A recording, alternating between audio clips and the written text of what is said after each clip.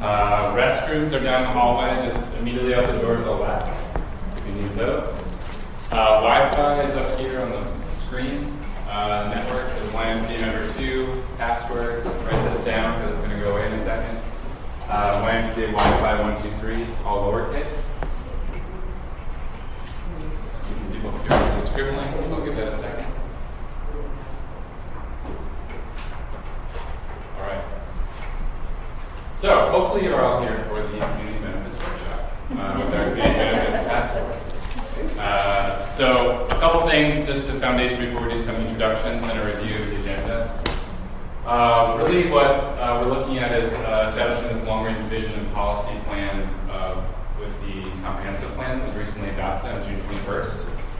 For those of you who don't recognize me or maybe have not seen me or heard of me, I'm Jay Rankins with MIG, and I was the principal in charge in the development of the comprehensive plan on the consultant side. And today, though, my role is really to help facilitate. So it's one of the things that I do is facilitation. So we have a consultant team that will introduce themselves or focus more on the content of the community benefits work. And we may assist a little bit, but really more in facilitation. But the comprehensive plan really was generated, with this lens of equity. It was in the initial background studies that the community did. It was in the justification to the council in seeking the funding and approval to do a comprehensive plan. And it was in the RFP that we responded to, and obviously really integral to our approach. And so looking at everything from the existing conditions analysis to the community conversations and how those community conversations were held, the recommendations in the plan, all done with an equity lens. That really provides a foundation for addressing these processes of securing benefits to the community or community benefits. I'll probably use both of those terms today, benefits to the community, community benefits. One of the things that we ran into through the process was that a community benefits agreement, kind of big A, rubbed some people the wrong way. There were some considerations around legality, which we'll get into in the presentation. But what we're really talking about is how do we have more equitable growth, equitable development that not only benefits the developer or maybe the end users of that particular development, but benefits the community as a whole. So that's the sort of couching of our conversation. And then this implementation component, it was actually pretty key through what ended up being an 8-month review and adoption process. One of the things that got added was a specific tool to generate ideas and hopefully a toolbox and really specific codified implementation strategies around community benefits. So the charge for the task force, we want to identify the types of community benefits that Charlotteans want. So there's a lot of things that a lot of communities are doing that fall in this broad category of benefits to community benefits. So what are the ones that we want to focus on, both categorically and individually? Develop an understanding of the current opportunities for and challenges to achieving community benefits through different engagement processes. So that has to do with the processes in place that development goes through and that facilitate community conversations, as well as the more typical sort of definition of engagement. Identify ways that processes can be leveraged to achieve community benefits, and then guide development of an action plan and community benefits toolbox, a how-to guide for all Charlotteans to access community benefits processes. So we're not going to achieve all that today, but we hope to make some pretty big headway. So again, just to reiterate these outcomes, the community benefits toolbox is that guide for accessing processes, and then community benefits targeted action plan. We're going to be talking about 2 time frames today and throughout the process. 0 to 3 years being short term, things that really we need to get moving on now. We want to achieve that in the 0 to 3 year time frame. And then the 3+ years, there's probably things that we need to get moving on now, but they're more sort of enabling, positioning, reframing to allow those things to happen in the longer time frame. So, we would like to start with some introductions. I introduced myself already, but there's one thing that I did not tell you, which was what my new hobby was that I picked up during the pandemic. I've done this icebreaker with a few different groups, and a couple people are like, well, how did you pick up any new hobbies? So it could be a hobby that you sort of rediscovered. Maybe it's something you hadn't done in a while, but you got a chance to actually rediscover. Or maybe it's a hobby you dropped. So that would be interesting too. So I'll finish with mine, but let's start ready? Not quite. You are? Okay, great. Yeah, so folks won't mind standing up, kind of looking at the room. So name, affiliation, and it can be, if you have more than one kind of role that I think is, you think is applicable or relevant to the group, let folks know that, and then the new hobby. Okay, I get to go first because I was early and on time. So I am Lisa Tucker. I work with Colin Brown and Alexander Ricks. I don't know if I picked up a new hobby during the pandemic. I did start watching tennis during the U.S. Open, so I did do that kind of after the pandemic. So that's my new hobby. So yeah, that's all. Thank you. Nice to meet everyone. Thanks. Good morning. My name is Bobby Drakeford. I'm a real estate developer and also involved with the Community Benefits Coalition. And I don't know that I had a new hobby during the pandemic. Hey, I'm Ricky Hall, and I'm with the West Boulevard Neighborhood Coalition, also a core member of the Community Benefits Coalition. And I don't know if it's a new hobby, but I've certainly done a lot of gardening.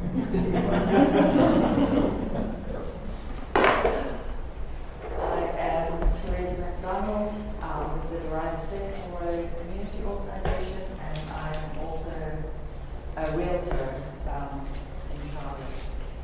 And new hobby, probably epidemiology.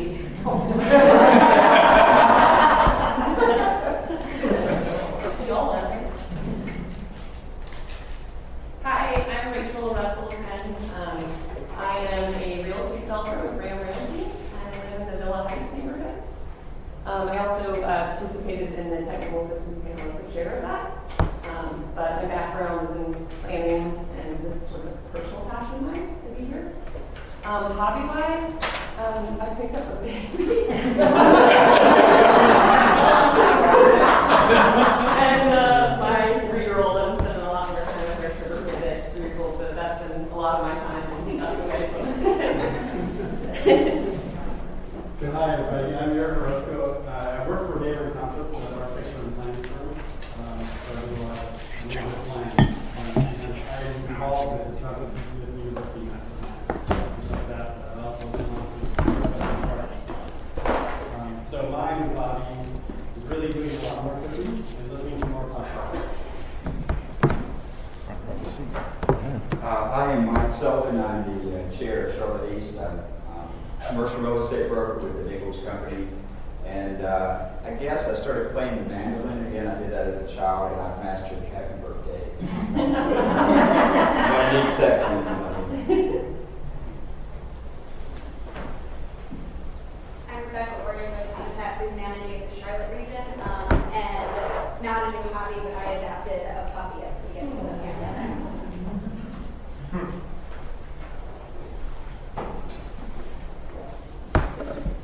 I'm Carolyn Millen. I'm native Charlottean, president of East Bay Park, Sheffield Park neighborhood since 2008. Been very active in the east side of Charlotte. I'm also a member of the Community Benefit Coalition recently. And hobbies. Seems like the pandemic I got more busy than I was before. So more virtual meetings, and at my age I'm actually getting a little bit smarter at technology. So glad to be here. Good morning, everybody. I'm Paul Pennell with Urban Design Partners, a landscape architect. And let's see, so I rediscovered, I guess, mountain biking during the pandemic, kind of the perfect hobby because you're not around anybody. Morning, Nate Doolittle. I'm a civil engineer with land design, former Delaware Community Association board member as well. And we picked up, I've got 3 kids, like Paul, and all my kids. Good morning. Renetta Mitchell, chair of the Far East Neighborhoods Coalition, and vice president of my HOA, so I stay pretty busy. Also a member of the Community Benefits Coalition as well. Let's see, I am a research consultant, researching disparities, diversity, equity, and inclusion. And I picked up gardening. Can't say that I was really good at it, but I'm learning. The second year was much better than that first, so I really enjoyed being outside gardening.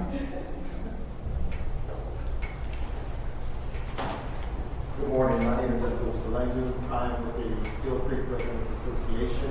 I'm a board member as well as the chairman of the Land Use Committee. Professionally, I do project program and relationship management for Affiliation Technologies at Cloud Division Registry. And I haven't really picked up any additional hobbies. I haven't enough. But I now do have more time to work with the homeless, so I do a lot more of that now. Hi everybody, good morning. I'm Jordan Woods, Executive Director of School Categorizing Coalition and also 14 member of the Community Benefits Coalition. Not necessarily a hobby, but it's something that this year my husband and I started pastoring a church, so that has taken up a lot of my additional time as well. Thanks. Yeah. You want to start out? Sure. Allison Craig, I'm the Deputy Planning Director for the City of Charlotte. And I think my new hobby by necessity was part-time school teacher for the 5th grade. Hello everybody, I'm Kane, the Director of Planning Associates. I'm working with Jay and the Charlotte team, both work on the health plan and also on this task force work. Mine is not so much a hobby as it was a practice. I found that with kids at home and two of us working in a very small house, I needed to go figure out how to break through the morning run, and so I did that for all weather. So I'm very excited to have it as a home practice. Hey, good morning. I'm Jeff Crane, also with Planning Associates. My hobby has been meditation. With a college student back at home, 2 kids, school, and a wife working from home right next to me all day. I'm Shannon Fry. I'm the division manager who runs the Development Center for the City of Charlotte, and I'm glad I followed you because I have 2 kids. One lived at home the first year of college, and I thought I was going to go crazy, so now I've transitioned to an empty nest, and one who was a referred virtual school and has to leave every morning, so I'm trying not to go crazy and maintain all the rapid development, but it's a great day every day.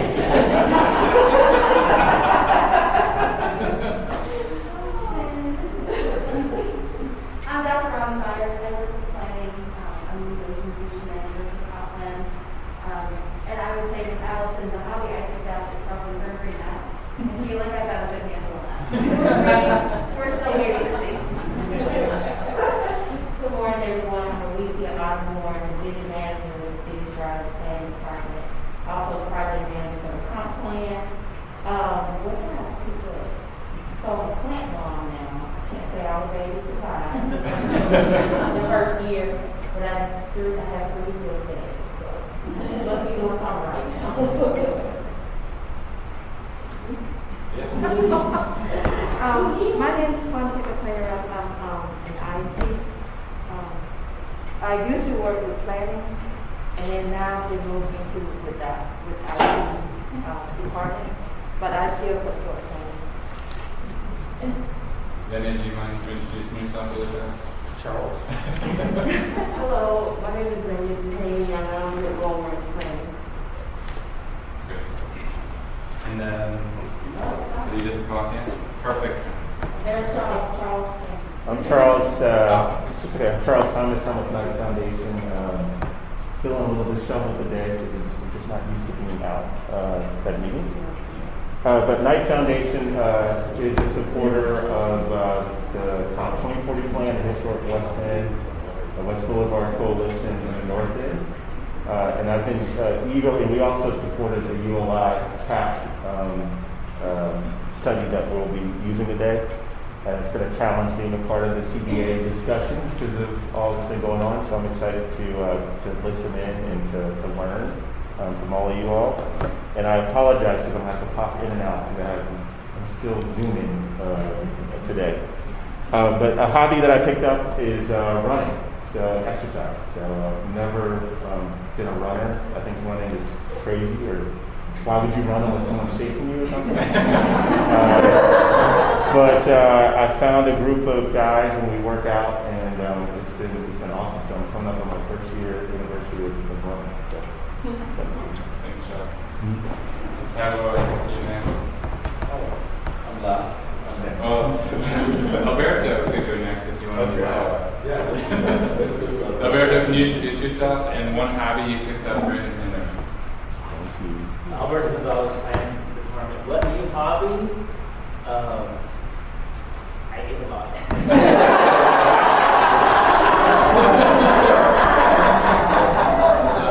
I like on the spot. You did it. Alright, and Simon. Okay, well, good morning, everyone. I've been visiting Wise this morning, so I'm on the way today. My name is Taiwo. I work for the city. I'm the department director. I also work out at the manager's office. What new hobby? Nothing really. Outside of jumping from scene to projects to project teams. There's nothing. And juicy for us today? That's really outstanding. Yeah, thank you. So, I welcome everyone. Yeah, go for Okay, it. well, once again, I think it's a great thing. Just once again, welcome. I really want to say thank you to all of you. It's not an easy thing to dedicate an hour of your day, much less an entire day. But this is very important because I believe that while the concept of community benefits is not new when it comes to growth and development, to us nationwide, is I've been part of community benefits discussion for, I'll say, half of my career, dating back to California. But for us in Charlotte, this is the first time that we're going to have a policy-driven council document, a comprehensive plan that actually calls for one. And I think that's groundbreaking in my mind. So what you're doing is really very trailblazing, so to speak. There's a task force made up of community members, nonprofits, and developers, so a small scale, large scale, that really will help us put a definition to what that really means from the Charlotte perspective. Because what works in Nashville or San Diego will not necessarily work for us. It's got to be something that's uniquely us in Charlotte. And what works for West Charlotte may not necessarily work for West Charlotte. And may not work for Northwest Charlotte or South Charlotte. And so how do we define that and where do we go from there? I think that's really why we asked you to help us do this. So we're going to stand back and really facilitate or let you really get into defining that for us and helping us to be able to advance discussions around it. We started with the Urban Land Institute Technical Assistance Panel findings and we build on that, but today is different because you get to see you and you get to really have tense conversations. Tension is healthy, especially if it leads us somewhere. And so I'm hopeful that we'll have that healthy tension between what the community wants and what the developers can allow for or make happen. That's a good thing. At the end of the day, we want to be able to transfer this into some policy document that we provide in front of council. Whether that makes it to February adoption or not, council will ultimately see the outcome of what we're all discussing today. And finally, I will say, the entire comprehensive plan was driven by the notion of equity. The equitable growth framework in the comprehensive plan, think of it as a DNA. It's supposed to go through every fiber of the plan. And in my mind, community benefits should be done in an equitable manner in our city. Lifting up people who have not been allowed to have access to opportunities before, but also making sure that we work as partners. Every time I take the train, going to the university and I pass through here, I know that I'm really driving through like I went through this morning. It's interesting because I have pictures from 5 years ago of this same community. And I tend to look at both 5 years ago to where we are today. It's amazingly different. What's happening? Development, growth. But is the community benefiting from that? That's the question we have to ask ourselves and truthfully answer. And that answer should include, okay, maybe yes, but what kind of benefits? And what would it look like for us to go forward? All of us here, I assume we want to be here 50 years from now, at least I want. But our children and their children will be. And whatever discussion we have here today will, will impact on future generations. So once again, thank you for devoting all your time. And like Charles said, some of you will be going now. We understand. But we want to be able to, during that time when these conversations, please get involved, get engaged. As long as there's no yelling, I think we should be fine. But I think it's good to encourage healthy tension between what we want and what can be done. Our role is to facilitate that conversation, and Jay will be doing that between those who build our city and those of us who really live in that city that is being built. So once again, thank you very much about that. Thanks, Tom. All right. So, Ty got us back on schedule. We were ahead of schedule and ahead of remark. No, just kidding. All right, so we want to go over roles and responsibilities right now. Ty's alluding to a little bit, but we have a few more items spelled out for you. And we'll pause and take some comments on that too. I want this to be sort of a self-driven task force. So if you have any thoughts on that, we'll record those and take those into consideration.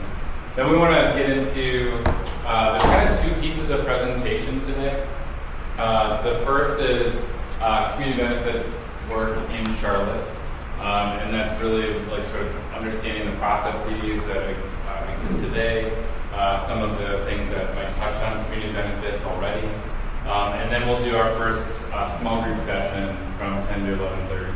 We're taking a break from 11:30 to 12:30 for lunch. Will be provided. Then we have another set of presentations from 12:30 to 2, all different presenters, I think different presentation styles and whatnot, so hopefully that's not too long to sit through. I think a lot of really good media information. Then we'll do another small group conversation, and we'll do report outs after each of those and some exercises, and then next steps and get you out of here by around 4:15. So any questions about the agenda? So, Yeah. under that head of roles, responsibilities, and expectations, Yes. have our perspectives, because I think there are also several stakeholders that are a big part of this process. Very high at that list would be the development community, which I think is here. And I just want to record and make a statement about that. I think I don't see any development community. I'm here from a community perspective primarily, but I'm disappointed that developers are not here. I'm just going to say it. I think planners may represent the development community, but developers should be in this room to speak. So we had two major developers actually, the team and John happened to be traveling today. So we spoke with them during the week, and I will be on this line as well. So I would love for everyone to be there, but I also don't want to keep this agenda right stable. So what we will do is recording this and making sure that we make the recording available. But we also have a follow-up, coming up in October. Or perhaps let's wait to see how this goes today. Maybe we'll have something in between now and then where we can actually get on a Zoom call before. But I do agree with you. We cannot have such a very pivotal moment and not have something to do. But I do get at least those two that details. Are part of the task force. And I'm representing the development community, in case that wasn't the one sole one, I guess. All right. I mean, I think there's more. I think there should be developers in the community. Definitely. It should be even in my book. So, Just for the record, I know a lot of my development peers want to be a part of this conversation when I talk to them. I'm not sure that this day works for most of them. They all want to be part of it. So I think the continual conversation bringing them in would be really important. good. Yeah, so noted. Luckily, we have at least one developer perspective. To facilitate that healthy tension, though, the point was made maybe it should be more balanced and even in future conversations, and we'll make sure that this is just the start. So, really good points. Thank you.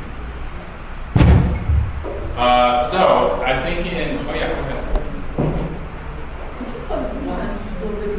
Yeah, sure. Should have brought my shades in. I couldn't tell. I'm sorry. Okay, Okay, so when you were all invited to be part of this, there were 3 questions that were sent out. I think most people responded.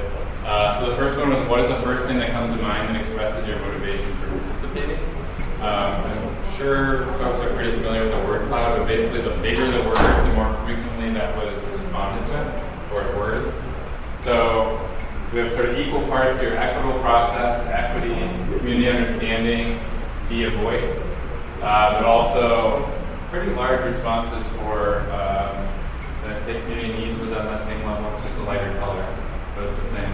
Anti-displacement, community investment, legalities, increased access to transit, alternatives, zoning and inclusion, infrastructure, homeownership, community wealth, upward mobility, community preservation, and community ownership. What is one example of a community benefit that you'd like to see? Community investment broadly, better green space, equity, affordable housing. You can see there's a ton of other things on here as well.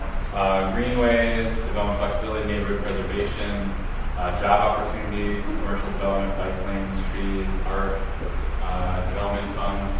Quite a few things that were suggested already. We'll be brainstorming more on this today. What is your desired community outcome?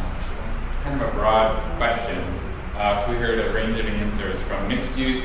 I think people were talking about specifically development, housing in that realm, connected communities, to character preservation, community understanding, community education, equity, community participation, and so on.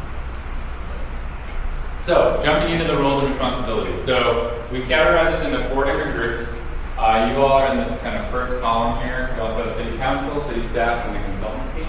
So, the Community Benefits Task Force is a peer exchange to share experiences using the city, about using the city development processes, generating ideas, so brainstorming the community benefits desired and different solutions, improvements to the processes, new processes, and then reviewers of the work. So all of your ideas are going to feed into the toolbox in the action plan, but you're not responsible for writing.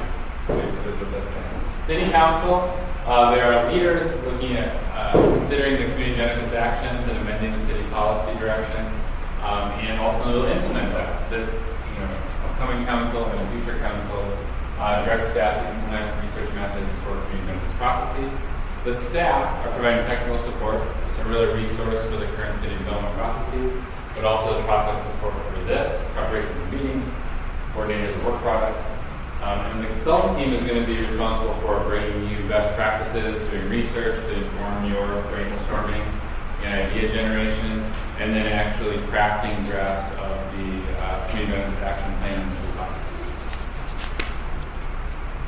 So the task force, to be effective, will be the next step is inclusive engagement in community benefits, representative of a larger community, and we've already heard that maybe we're not fully represented today, but we want to make sure that we do that moving forward. So if you have other ideas, I'll keep pausing in just a couple of slides.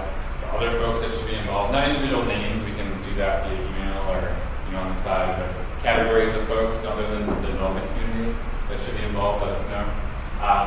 Open-minded to others. Ty was mentioning this. I think we anticipate there's going to be some of that healthy tension, so we just want to make sure that people are really respectful and realizing that not just words, can communicate that. Be respectful also with your body language. Sometimes even the way that you breathe can imply sort of your acceptance or non-acceptance of other people's ideas. Helpful in carrying out the process and hopeful about the future. Trying to be really optimistic and proactive forward-looking units. Our framework for working together, participatory culture of the task force. We want to make relationship building. Hopefully, I know it's a small thing, but just sharing some personal ideas and thoughts, information about each other is a start to that. But hopefully through this we can build relationships not just for the task force itself, but maybe even beyond the task force. We want your full participation. We understand that you may have to step out for a Zoom meeting or go to the bathroom, that sort of thing. But when you're in the room, please fully engage. Try to keep the screen time to a minimum. Mutual understanding, inclusive solutions, and shared responsibilities. And then our role is going to be to build and sustain a respectful, supportive atmosphere, focus on managing the participatory culture without driving it too heavily, and then build capacity for collaboration. So, In terms of generating a spirit of group culture, we want to make sure everyone participates. People give each other room to think and their thoughts. So we're going to be in small groups. In those small groups, we're not expecting them to necessarily consensus. Please, generate different ideas. Be the devil's advocate in those conversations. We need to hear those different perspectives, and only through those different lenses will we come up with good solutions that are going to actually work for Charlotte. The worst thing that can happen is we all, kind of feel like we're heading down a good path. We have some solutions worked out. We have this toolbox, and at the end of the day, we're before council, and some of the task force members are ideally not the task force members, but community members, coming with some new perspectives. And they're like, well, I never bought into that at all. So we need to hear those dissenting voices early in the process. So that would be those opposing viewpoints. They're allowed to coexist, creating this understanding, support of other members with active listening, listening to others' ideas, feeling empowered to speak up, as we talked about. That starts, I think, now. And then really trying to represent each other's viewpoints through this, so being that ability. And then we'd also ask that you try to represent not just your own personal beliefs, which is important, but also the folks that you interact with. It could be through your job, it could be through your neighborhood, it could be through some of those community processes. And as Ty was alluding to, important to remember that most good community solutions are actually born out of some level of struggle. So, yeah, go ahead. So just to clarify, Yeah. I think I heard Tyler was a second right. Is this going to be incorporated into the UDO, or is this a separate council action? What is the... My understanding, maybe Elise, you can illuminate this, but I think it's a separate council action, but similar timing. Is this separate from the UDO, or is this a separate council action policy document? What is... So, as Jay explained earlier, this is communication items similar to the anti replacement group, the equity development group. Those are all implementation items from the contract. So, depending on the timing of the work, if it's by February, as Tyler mentioned, it'll be a part of the implementation plan that will be adopted by council in February or March. But if this work needs to go longer, it still goes before council for action, depending on. So separate from the UDO? Yes. I would imagine at some point there's some component in some future draft of the UDO, certainly not the draft that's coming out next Thursday clearly, but at some point it'll be in, there will be some, in whatever ultimately gets into the ordinance, it will be a function of whatever. Because it may not be a policy or a regulation that you guys come up with. It may be a program or changing a process. That's what I was curious about. So it'll be a project program or process improvement. It just depends, and then we'll make sure that it goes for council regardless. But when it's up to what you guys decide the action plan should be. And a separate comment, maybe you're hitting on this, but there is a lot of community benefits to the UDO. In my mind, I don't know if that's going to be discussed. Yeah, we'll talk about those then. Yeah, I mean, that's the idea and the outcome we said at the beginning is that there's a toolbox, and so there's a bunch of different components of that, and there's plans, programs, policy, regulations, all probably hit all of those. Thank you. Good questions. Other questions or comments? Sort of anything up to this point? And I just want to make sure I understand. If you've gone through a rezoning and been engaged at different levels, is this to some way try to address the concern that some folks on the east side have expressed that the neighborhood meetings that process is not only changing in 6 months, if you will, for rezoning, but this is to in some way address the concerns that neighbors have about neighborhood input when they have a neighborhood meeting, and also a public hearing before the city council renders a decision.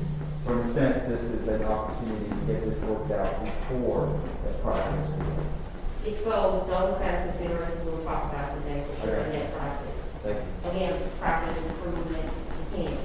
So you guys. Thank you. Yeah, that was we'll hear about the ULI tab in one of the presentations today, the Technical Advisory Panel. And they talked about the engagement process, to your point. That was a big piece, actually, and probably about half of the work was sort of thinking about that and brainstorming about that, how to improve that engagement process and make sure the community is actually heard and engaged at the right time. And then there's also the actual community benefits, so whatever the toolbox is, that's the tool. So, yes. questions or comments on the roles and responsibilities? Anything up to this point in the meeting today? No? Okay. Great. All right. A few key definitions to get us started, and we've taken a crack at a couple of these. So another opportunity for you to weigh in if you disagree. So we'll pause on each slide here if you have any thoughts, disagreements, additions that you'd like to make. So the first one is community engagement. So I think folks generally know what this is, but we want to try to articulate it clearly. The process of working collaboratively with and through groups of people affiliated by geographic proximity, special interests, or similar situations to address issues affecting the well-being of those people. And then equity, just and fair inclusion into a society in which all participate, prosper, and reach their full potential, unlocking the promise of the nation by unleashing the promise in us all. Any thoughts, additions, changes to either of those? Great. All right, rezoning process. An amendment to a zoning regulation for the purpose of changing the zoning district that is applied to a specified property or properties. Pretty straightforward. By right development. You'll probably hear this one thrown about quite a bit today and moving forward. So a by right development complies with all the applicable development regulations and does not require any discretionary action by the city, such as a rezoning. So I think some people are surprised, but most development in the city is actually by right. So the stuff that you hear about, the stuff that you see in the council meetings, those are the things that are typically not by right, unless it happens to be really high profile, something like that, where they're educating the council. So there's quite a few things, a lot actually, that goes through the development process that gets built in Charlotte that is by right and does not necessarily go through any sort of discretionary community conversation. And then exaction. A condition of approval imposed by local government on, I should have paused on that last one. Sorry. Any thoughts on these two? I promised you I was going to stop on each slide. Go ahead. I just had one, just I think it would help the whole room. There will be a lot more by right development with the new UDO, is a question, because with TOD, the city, we don't call it corrective rezoning, but rezoned all the properties and then they could be developed by right. In lieu of conditional rezonings. I think it's just a question for staff, because I think it's very important to this entire discussion. So I can throw in, so in terms of rezoning, there's a number of reasons to go through that are a function of outdated plans and outdated policies. So I think that whole layer of rezoning totally will be corrected by having updated policy. I think one of the things we'll talk about today is what sort of community interaction, engagement, changes, and recommendations will this group have as part of the rezoning process going forward. And so this is an opportunity to shape that. But I do think that there will be a reduction in the number of rezonings because we will have an overall comprehensive new policy or having policy for the city. So. Yeah, generally when we work with communities, and Leanne chime in if you disagree with me, but I think generally that's a goal is to, if you're updating UDO, you're updating processes, to have fewer discretionary cases, do more by right, but it could be a helpful tool also in thinking about community benefits and that sort of thing. We commonly talk about trying to make it easy to do the right thing. So once you have your updated kind of policy direction for the community, you want the code, the regulatory framework to make it easy to do the right thing that follows that policy guidance. Great, quick parts. Thanks. All right, so exaction, where I started here. Condition of approval imposed by local government on development approval, which requires the dedication of land, construction facilities, or payment of fees to address the impacts created by the development. So some of these happen today, right? So thinking about traffic impacts, thinking about utilities, access, and that sort of thing. A lot of those are addressed in some way. There's some things that are implied as an exaction, some things that are a little more explicit. There's a fee in lieu, development fee, versus needing to provide X amount of open space, as part of your development. That's embedded in a lot of the different zoning designations. So that's the definition of exactions. Any thoughts or comments on that one?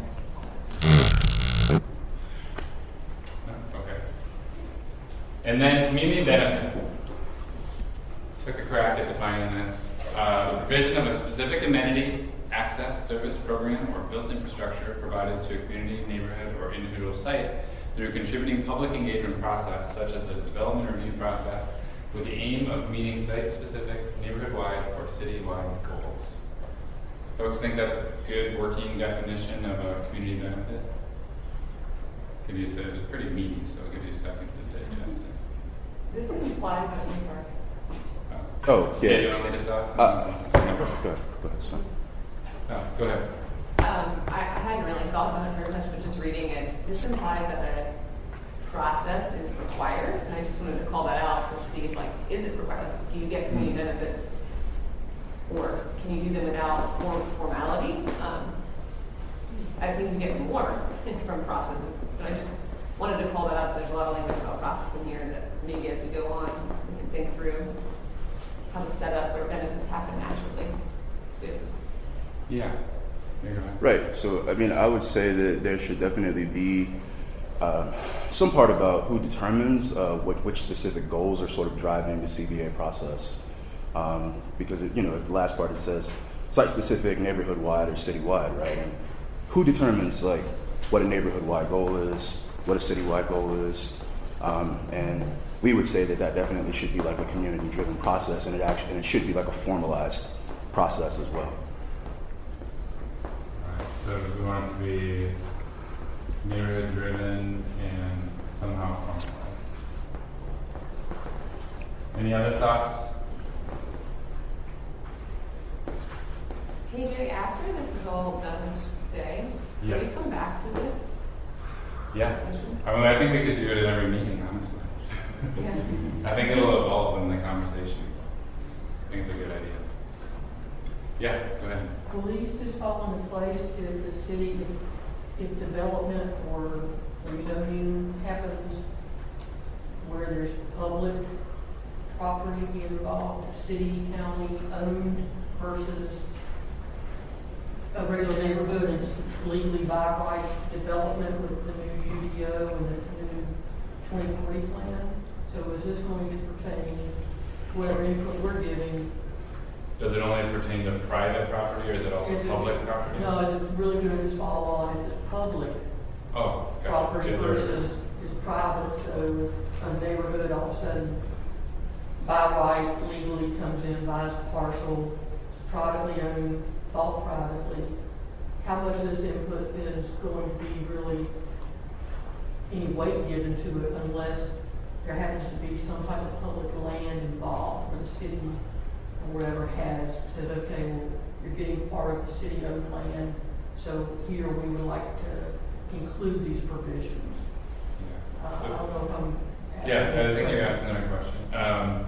So I don't know if we know the answer quite yet, to be honest. I think the ideal is that, yes, there is some sort of community benefit discussion around private development as well. I think it's up to us in the toolbox and council ultimately to make that decision. If that would be applied in by right, situations, is there some mechanism there? Is the TOD zoning, for instance, which we'll hear more about later today, has a bonus menu in there, which has a set of community benefits basically articulated. So that's an example of by right zoning that does have community benefits baked into it. But I don't think, we're not limiting the conversation to just public property. And anyone can correct me if I'm wrong. I'm pretty sure that's it. Yeah. Okay. Thank you next, yeah. Cool.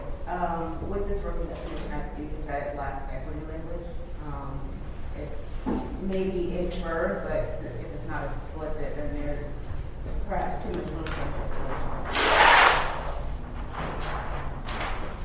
Okay, so as we revisit this, moving forward, embedding equity language. Right? Thank you.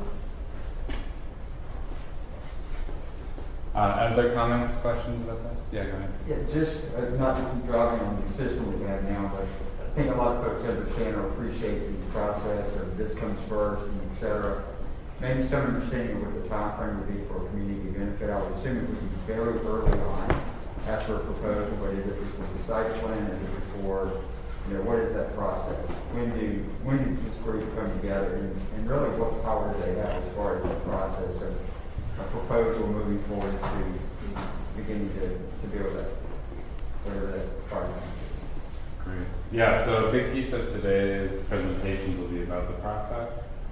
And I think, your thought is one that we've heard several times, but I think good to reiterate is it needs, if we're going to have impact, it needs to be early in that process. We need to have these conversations early before things are too big, too far along. Planning process. Does the community benefits conversation happen? Great.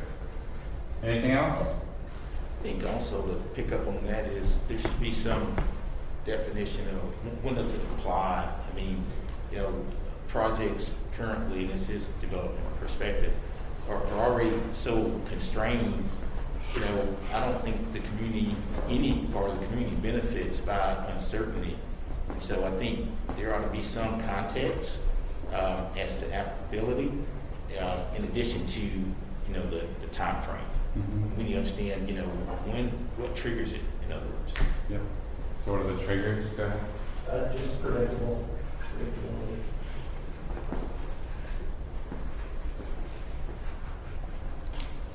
So we want predictability. All right. Anything else? Okay, we got two more in the back, then we'll come back up to you. Yeah. Is there a financial expectation or limitation for community benefits as it relates to the development project? So what are the financial expectations or implications? In the back corner?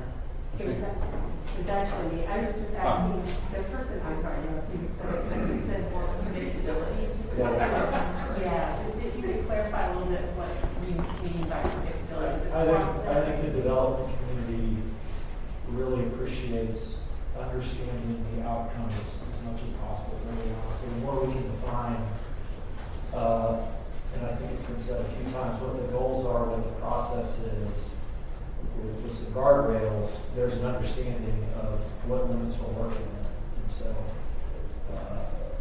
it's that early understanding of anticipating when we finish line of show.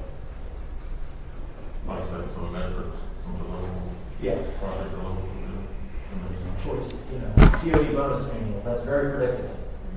Bonus menu, it's a bonus menu, you get to choose. Great. And then right here? Yes, I have a question about whether the definition of by right is by right in the sense that it says you can do what you want to do, or is there opportunity for by right to take in and embrace community need as opposed to being just point blank by right? Is by right a hard and fast definition that says you don't need to have any input or any consideration for, how it impacts a community? Or is there opportunity for negotiation and discussion and participation in a by right framework? Yeah, so I don't know, does someone, I thought. I think for by right, just for me, is the one that oversees land development, and a lot of it does come in following rezoning, but there is a lot of by right. It's based on the current zoning of the property. And if that applicant or developer demonstrates that they comply with all of the zoning districts as it prescribes, the setbacks, the living envelope, the open space, what is specific to what they're proposing to do, then that's allowed because it's showing that what's being brought forward complies with the city code. And I'll talk about it when we talk about how development works. But to your question, it is kind of black and white that if the code specifies and sets forth what you have to do to obtain that permit, then we check and make sure that they're showing full compliance and give them approval to do it. So this conversation today and future can talk about what is by right development relative to benefits. Yeah, I think so. I think that's still a fair game to discuss. Let's say these last two. So I'm wondering, a lot of this is pre-planning and being predictable, as Dave mentioned. I'm wondering, much like what LEAD does, if there's a way for all of this to be measurable on the back end. I think there's a perception that a lot of by right development may not be providing a lot of community benefit. However, Some people are it's my still doing the opinion right that thing. there is. So maybe things that are required within the new media, there are some additional metrics that are measurable on the back end to show the community that this was in fact a community benefit. Public roads, utility infrastructure, et cetera, that maybe it's overlooked. So is that kind of about reporting or documentation post-project? That's right, yeah. And maybe it's just something as simple as providing a score on a project to show what the community is.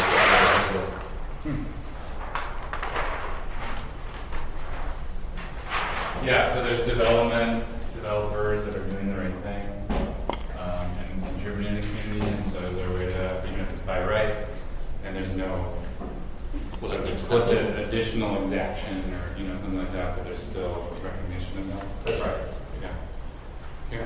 I'm usually quiet, but like Charlene is talking a lot about this because there's a lot of developments on these sides. And not wanting to beat a dead horse, but the gentleman earlier mentioned, how do you quantify the stakeholders that are involved? For example, if someone lives right next to a development, they're going to have a higher impact. So do you put a higher value on their perspective or input? And also, who is the decider? Is it a 51-49 makes that decision? Or is it has in some way a balance of, I live right next to this development as opposed to someone who lives across town, but maybe the same type of business interests or developer, et cetera. I would also put a bullet to what you're saying is who are the stakeholders? Would be like input. Yes. And how do you quantify them? I mean, again, if someone who lives across town, maybe not as impacted as the guy across the street. Or maybe they're more. Yes. I find that they're more sometimes. Exactly. Okay. So let's really take, these are the last two on this one. There's going to be plenty of time to generate more ideas on this. Go ahead. Sure. So there needs to be, in terms of metrics, a way of tracking the impact of particular developments also. Not just in terms of from like a sort of economic development perspective, but in terms of things like displacement, in terms of things like sort of like historical sort of, sort of buildings and other things like that. And also just like the economic impacts on people that are at or below 30% AMI as well. So there needs to just be like a sort of human-oriented like tracking methodology for looking at what's actually happening with whatever we label as CBA and development of the process. Great. So think about the benefits and the costs somehow. And you should. I'm fine. I was just going to say regarding the stakeholders, that another perspective there has to be some very objective standards. Every area may have a different stakeholder group or engagement of stakeholders that really needs to be uniform. So I think a lot of this is about framework and applicable standards so that there's consistency, because a project should not be subject to a dramatically different, set of requirements based on where they are. I think that's part of what's going on right now. Some areas are more advanced in, expressing their goals and needs. So,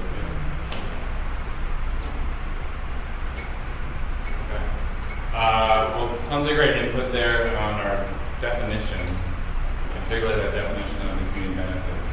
As we said, I think it was a great idea in the future meetings, revisiting that definition, and it'll evolve through that process, or through this process.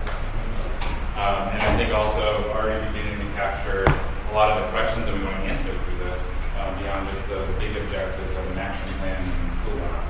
What are some of the facets of that we really need to address? So, this is pretty bright too. So it's going to be dark in here, but at least people will be able to see the screen. Is that helpful at all? It's word. Other way? Yeah. Sorry. Better? No perspective. All right. I think it skipped a bunch of slides, and that's when you're getting it.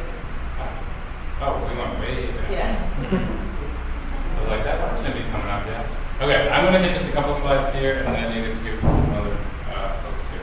So, the 2040 Comprehensive Plan. We have this equitable growth framework, and it was really intended to, I'll just read this first quote, to reflect and build upon the community's input regarding long-standing disparities and inequities, as well as an existing set of stated and unstated policies that do not go far enough in addressing the inequitable distribution of costs and benefits associated with Charlotte's historic development and more recent surge in growth and investment. We went on to talk about exploring and implementing a program that provides opportunity for neighborhood organizations to work with developers to create desired benefits to the community through partnership or agreement, and also that Charlotte will align capital investments with the adopted growth strategy and ensure the benefits of public and private sector investments benefit all residents equitably and limit the public costs of accommodating growth. So, I guess the other thing that I would say, I thought there was one more slide on that one, but one other thing I'd say about the 2040 comp plan is just reiterating, I mentioned it earlier, through the review and adoption process, which was intended to be 6 months and ended up being about 8 months, with a delay in there for just more community conversation, more dialogue. There was the inclusion of this idea of creating a community benefits task force, a coalition, and a community benefits toolbox. So that was something very explicitly stated because it was a little nebulous in the original policy language. And so you all are helping to implement the comprehensive plan meeting today. Who's next?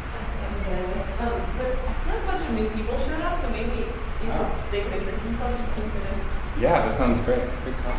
Okay, so for anyone who did not do the first set of introductions, what we did is name, affiliation, and then a hobby that you either picked up or rediscovered during the pandemic. So, and I'm gonna, I think I'll recognize all the new faces, but if people can be honest about being new, that'd be great. So, starting here. Okay. Should I? Yeah, if you don't mind standing. Yeah, that's fine. All right. My name is Ishmael. I'm with the Charlotte Community Benefits Coalition. Recognize a few faces, although everybody has masks on, which is nice. What was the other one? Like pandemic hobby? Yeah. Okay. Something you either rediscovered or picked up. Okay. What would be like? Can I take a second to just process? Like. Yeah. I don't know. I mean, I think like I don't know. I'm just gonna say like talking to people like over a computer screen. That's kind of a cop-out answer. That's a common hobby. Yeah, but that's I'll call that a hobby and just go with that. It's nice to meet everybody. Okay, thank you so much. Did you already introduce that? I did, right? Towards the back, any other new folks? Yeah, go ahead. I'm Ron Anto with Rooted, and I rediscovered running outside. Okay, great. Any other new additions? Yeah, go ahead, sir. My name is Lamar Johnson. I'm the president of the Super Building in New York. Also, during the pandemic, I think I rediscovered a good bit of body room. I'm part people on my neighbors. Good morning, my name is Todd DeLong from the City of Charlotte. I have a 3-year-old, so I just go to parks.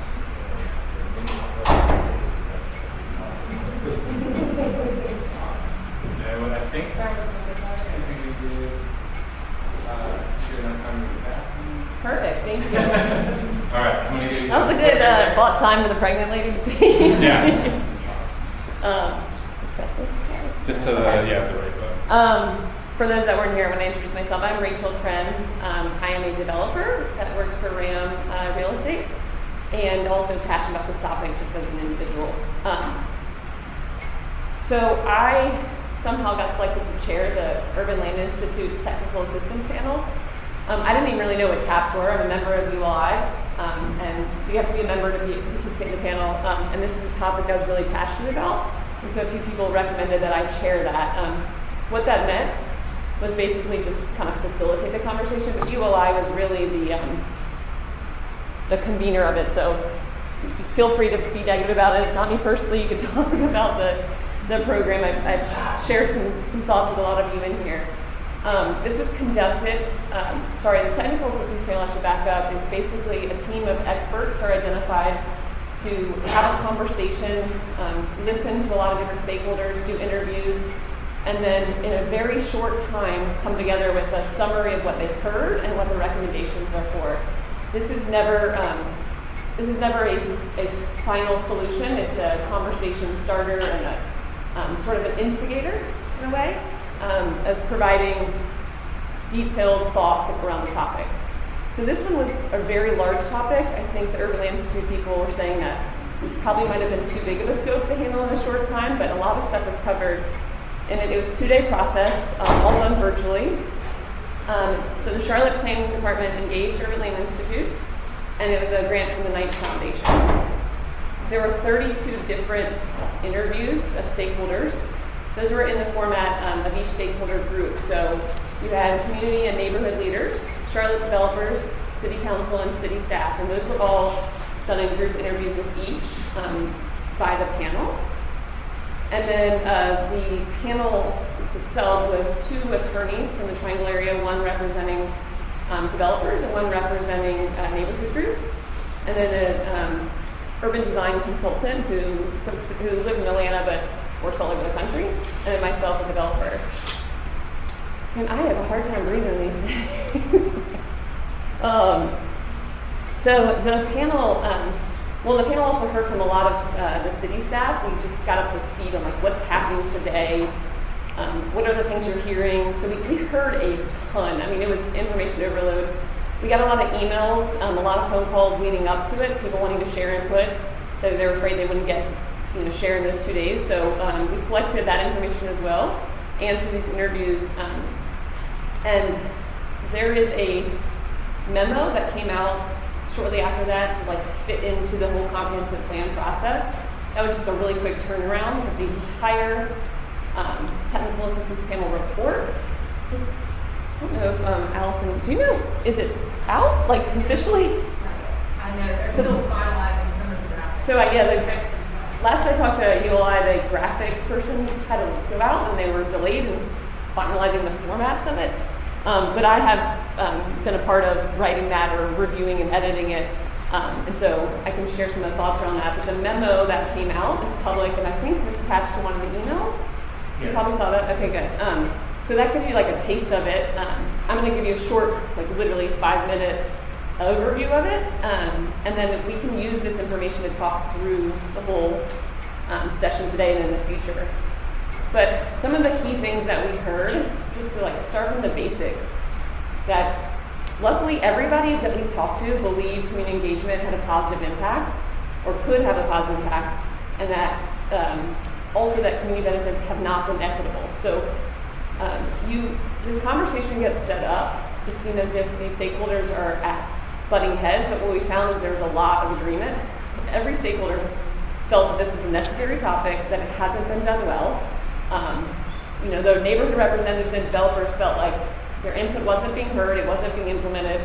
So everyone collectively is struggling in this conversation, but thinks it's one that's worth having. When talking about community benefits, what we found out is that nobody really says the word benefit means the same thing. So I think our charge in the task force, at least my recommendation, is that if we as a group come up with what the word benefit means and maybe pull it apart a little bit, I think that would be really helpful, because every individual talked about community benefits, and as they're talking to each other, they're actually talking about different things. And so we have to simplify the conversation a lot to actually make progress here. The community and the developers both believe that earlier engagement will have a positive impact. And then there was a lot of mistrust between everyone, city council, staff, developers, neighborhood. I mean, in some situations it became like a little bit of a bitch session. It was, people were just uncomfortable. They didn't trust the process. And that's just natural in a lot of these things, but it's so important for a topic like community engagement that we find a way to build trust. So anything that we as a group can do to come up with trust-building things in this topic, I think would be a good one. And then all stakeholders have a strong desire to continue the conversation. Every single person said they wanted to keep talking about it. So I really appreciate that the city is hearing that and facilitating more and more conversations. And then I think individually, as we can talk to each other about it and continue the conversation, will help keep it moving forward.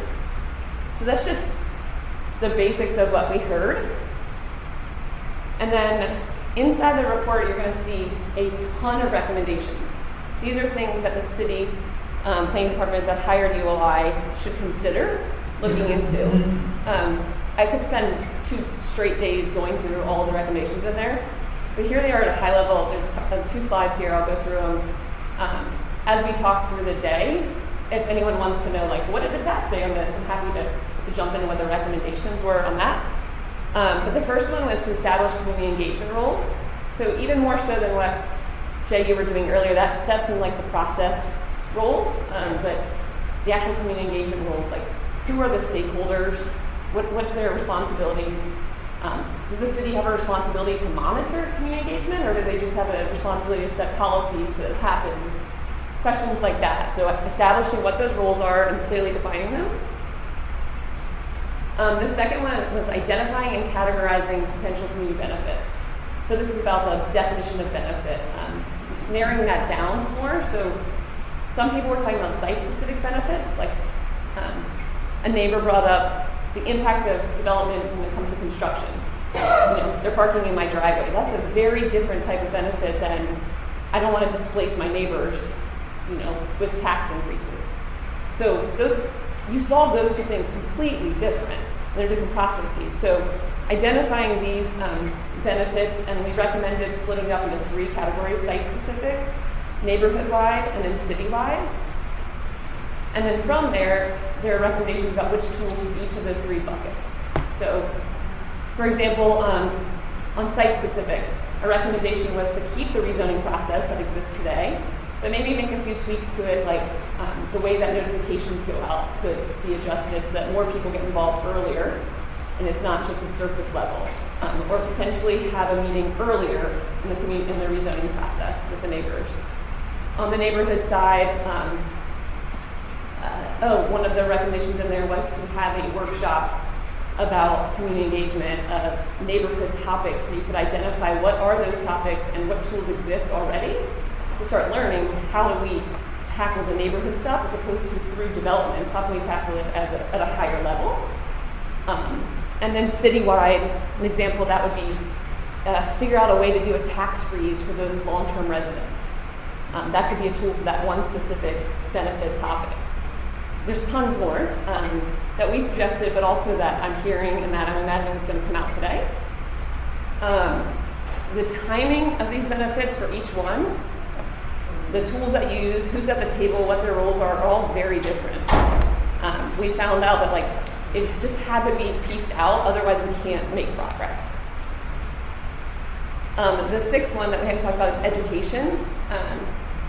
No one truly understood the perspective of the other stakeholder. As a developer, I understand how development works, but a lot of times when I go into a community meeting, they're asking for things that I literally can't do because they don't understand the process. That I've already skipped it. There's no way I can. A big topic is a grocer. There's no way that I can bring a grocer into a site that doesn't fit the grocer's dimensions, for example. So there's tons of examples of that we can go through, but understanding each other's perspectives is really important so that when we're asking for benefits from each other and we're asking for certain processes, we understand the limitations of that. So there's a lot of recommendations in that report about education, one of which is we put a lot of pressure on the city to play a role in that education. A developer doesn't know who the neighborhood liaisons are, and so the city could help with that, for example. Or the community said, I don't know who the landowner of this is. How do I find that information? The city could create a website for what's happening in the property and who the contacts are. There's recommendations like that, which also get to technology. Everyone commented that the pandemic has provided opportunities through technology that have been really helpful. They've been able to get more engaged. Because of that, that has some limitations too, but we should be utilizing the technology that we've already started and continue that through some digital tools. For example, a recommendation was when you have a rezoning putting up the yellow sign, well, the timing of when you put up that yellow sign, but also what does that yellow sign mean to somebody that's never seen it? Put more information on there, put a digital scan so that you could go on the website and learn all about the rezoning process and about that site. And then there's some recommendations about implementation and monitoring, like making sure this, actually happens. We can all have this conversation, but unless we implement it and we set process in place and have something to go back and look at it and monitor it, it won't be worth it. So the recommendation is to continue the conversation, but also make sure you're returning back to the conversation and making sure it's implemented. I hate just giving that overview because it's so much more than just that. But hopefully that gives you a little bit of taste of what the TAC report says, and we can happy to go into more of it. It's just a start. But any questions? I think that's yeah. Yeah, so our next, just so everyone knows where we're going from here in the meeting, we're going to break into small groups. We're moving into the other room. So a lot of chance for conversation. So we want to see if you had any questions about either the high-level direction that's sort of providing the policy guidance to even embark on this work in the comprehensive plan, or from the ULI tab specifically, before we make that transition. So, yeah, go ahead. So, that was really short. I was hearing that, I never thought about this, but if the benefits are site or neighborhood focus, does that create inequity in certain parts of the city that are not for development? That are what? Are saying? For parts of the city that are only hot for development, like South End or NODA, and in areas that actually need a lot of the benefits we're all going to talk about, it's not going to encourage much development. So is there any discussion There was a little bit about that, but one, that's what's happening today. Yes. But the thought is that the neighborhood benefits specific, and site benefits, you won't get it. If it's not a developing community, you won't get the site-specific benefits. But the neighborhood benefits, if it's done right and that the processes are in there, all neighborhoods should be equitable neighborhood benefits. So that should be something that is being led by the cities and neighborhood benefits that are coming in general, and then also development benefits are in that category. But I think neighborhood benefits is supposed to be across the board. It's not the case for all. Not specific to the neighborhood where that project is occurring. Well, I would change it specific to everyone, every neighborhood. It's not tied to a project sometimes. Like neighborhood benefit might mean that they need sidewalks in the area. That's not because the developers going in and changing the site. That's because the city identifies that neighborhood deserves the benefit of sidewalks, and the city might go that way. So that's some of the different roles and responsibilities. In some cases, this conversation is, well, actually, largely everyone's talking about community benefits is how do you get community benefits from a developer? But that's not what this conversation is. It's about how do we get community benefits for all neighborhoods. Development is one way of doing it. There are other ways too. So I think that's really important is how do you support neighborhoods is the goal. And there's a lot of ways to do that. Development people. No, that's totally. Does anybody disagree with any of that? I'm speaking, but I just want to make sure that. Yeah, so just to recap, one was the question itself, which was sort of thinking of that site, neighborhood, and citywide scale of benefits if we adopt that sort of categorization than TAP. And would site or neighborhood specific mean that there's parts of the city that don't get community benefits because they don't have development activity? And I think what Rachel, you were saying is development, that would be the avenue in those specific neighborhoods where there is development activity, but we should have other tools in the toolbox beyond just development to achieve those community benefits, right? Yeah. So, any responses, reactions to that specifically? Yeah, go ahead. Yeah, I mean, I think it's a good question. I mean, I think it makes me think of, there are things that we can kind of look at to see what the drivers of development are, because we know that obviously development is heavily market driven. So my thing would, number one, be looking at the corridors of opportunity. And I mean, if you have a lot of neighborhoods that haven't had investment for a very long time and suddenly have capital pouring into them, and of course their tax breaks. So there's a question of equity and what will ultimately result from that. And then I think the other thing would also be just metrics of displacement, particularly from the UNCC Urban Institute. There's one from Berkeley that specifically that have maps that track kind of like where this is happening and sort of the distribution of economic resources throughout the city. And I think these are tools that you can look at to kind of not only see where development is happening in terms of say the corridors of opportunity, but also how that development is ultimately impacting people economically. So. Great. Other thoughts on that? I guess we need to clearly define who is responsible for those benefits. Yeah. It would be a developer, it would be the city, is it one party, two parties? Yeah, so I think it's something, what we're hearing is that there's development, it's something we need to explore. Development may not be the only avenue to achieving community benefits, right? And then also this idea of different scales. Is there disagreement with those scales that were suggested in the chat? Or do people like the idea of a site-specific neighborhood scale and then citywide scale benefit? So I think that's a good way to think of, even in our next conversation in the small group breakouts, we're going to be generating ideas about community benefits. We can try to kind of fill in those different buckets, right? Thinking about site, neighborhood, citywide, developer, or development tied and non-development. Well, sorry, I just want to make sure Amar's point got taken down, but you're saying, what is the source of, and I just want to make sure we repeat it to get it, that. Right, so yeah, it's like a global company community, one little project, one way or something, right? Who's responsible for what the society wants, or just a bridge, or just a community center, or whatever it is. It could be a new road. Would it be the CDOT, would it be the developers, would it be the city? I think, one of the two things earlier about the project deliverables and methods to be defined. Yep. The center, you better get those things up front, and let it be established. That way, expectations can be clear.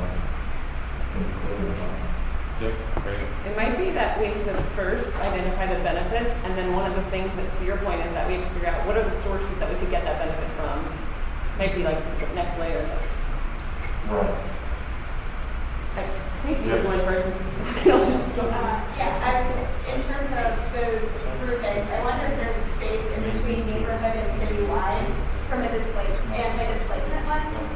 Neighborhood, in order to catch full-scale gentrification before it occurs, we might need more of a regional approach so that we can put in protections a little bit outside the direct neighborhood as growth begins to expand. Yeah, so I don't know if it would be, probably will not be perfect because they're sort of geographies, and if you're on the right edge of something, then that won't necessarily apply. But the comprehensive plan has this community area planning sort of framework that is set up. So there's 15 larger geographies that encompass all the neighborhoods. So it could be that maybe it's a couple of different community areas, but it could be that scale that's missing. So it could be site, neighborhood, community area, and citywide. But when you say regional, you mean between neighborhood, you mean multiple neighborhoods. You don't mean the county and the state. You mean the smaller geography. Right, so I'm thinking South End development is going to impact Lee Park because of its proximity, even though we're not thinking about how we protect those more outlying areas. Yeah, I think it would probably go into both neighborhood and citywide, but I think anything that is bigger than a neighborhood should go into citywide because it's a larger conversation. So I think you can pick it up in the city because it impacts multiple neighborhoods. I don't know if you agree with that. Yeah, I think there's value in it being targeted to try to get ahead of, to protect property taxes as their development expands out. That's a spillover effect that has some impact beyond the neighborhood, but not necessarily across the entire Right. Go ahead. Yeah, I was wondering this also, and I think we've all found this where there's two entities that are in the same place but they never work together, the county and the city. Is there going to be some type of mechanism whereby, say that a group is looking for a benefit in their area, are they going to be aware that perhaps across the street the county is cleaning the park, or that NCDOT is going to widen the road, and perhaps that might solve the problem? Because I don't want to see people throwing their benefits away on something that's already been planned, or perhaps would be void after it has been replaced, so it has a zero value. We're finding that a lot of development to find out later on, well, there's going to be a 40-acre park across the street. Why are we not even have a quarter-acre additional space for a park across the street? So, again, I don't know if that could ever be solved in our lifetime, but if the county and the city in particular work together, I think that would be a benefit to whomever was making suggestions for the meeting. Yeah, it's probably not just limited to the city and county, but it's a great example. You know, it just could be cross purposes, maybe it's duplication of efforts, so Easier better said than communication. Yeah, absolutely. But, good thing to put on the board for sure. One consideration has to be from the developer standpoint is, yes, you can have site-specific development that's individual in terms of its impact, but in terms of the overall framework and the collective impact of multiple developments that then begin to scale and impact neighborhoods, that also has to be factored in because it's not a one-off thing. It's the multiple impacts of development that continue to occur that has to be considered as well. So the collective impact of multiple developments, in addition to just individual development. Yeah. We have time for a couple more questions, comments on this one. Yeah, go ahead. I just wanted to get a little clarification on your last point. So, you're talking more about an impact on a community from a new development, not necessarily a community benefit. Is that what you were talking about? Just want to make sure I understood you correctly. I'm talking about the impact of, if we're talking about scale, site-specific neighborhood or community areas, we can't just look at it as individual because it may be a collective impact in terms of one is here, all in proximity.